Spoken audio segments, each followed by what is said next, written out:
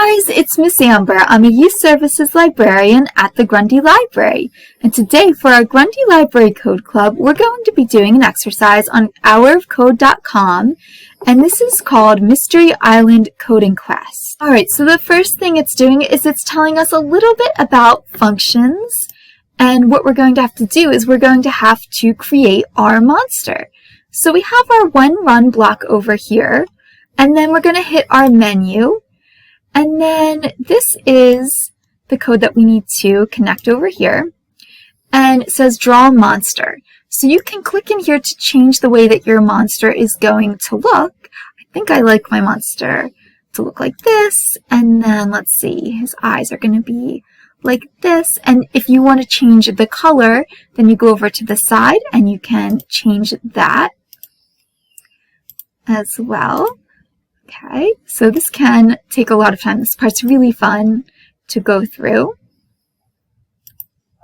And then, let's see, I'm going to change his mouth. Okay, I think I like that.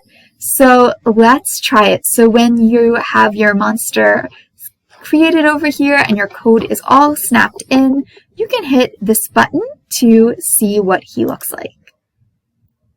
Okay, there's my monster.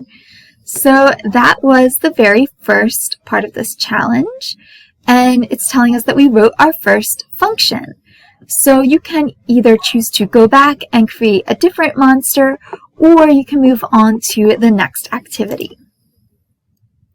So now it's telling us to look at the items on the beach. So there's a beach ball, there is a message in a bottle, and there's a starfish. And we have to use the function block that will allow us to move forward in the game. So what does our monster need to do to discover a clue on the beach?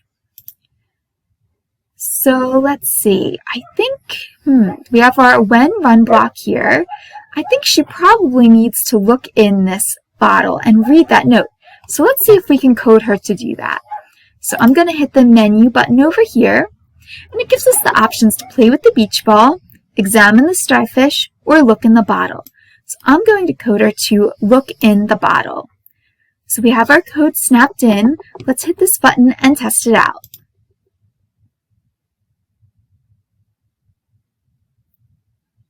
Okay, this is looking good. There's the bottle, there's the note. Okay, and it's telling us that we completed that challenge. We wrote another function and we now have a treasure map. So let's hit next activity. So this is telling us that the map is blank and we have to use our coding skills to help us set the background. So we need to change the color of the map to the color below. So we're looking for this color. And I do want to point out here that it helps you if you need these instructions read to you. You can click this button down here and turn on or off the audio instructions. So we have our code here, and we need to make sure that it's connected to our when run block. And then it says set map color, and we can click over here on this little drop-down menu to see the colors that are available to us. So I'm going to change it to this color, and we'll test it out and see what happens. And it tells us up here that it was running the code, and then we have a blinking island on our map. So we used another function and we changed the map, and now we know exactly where the treasure is that we need to get to in this challenge. As this challenge goes on, it gets more and more complicated, and it takes you all the way through 18 different lessons as you take your monster on this adventure to get to the treasure. So I hope you continue coding, and I hope you have a really fun time.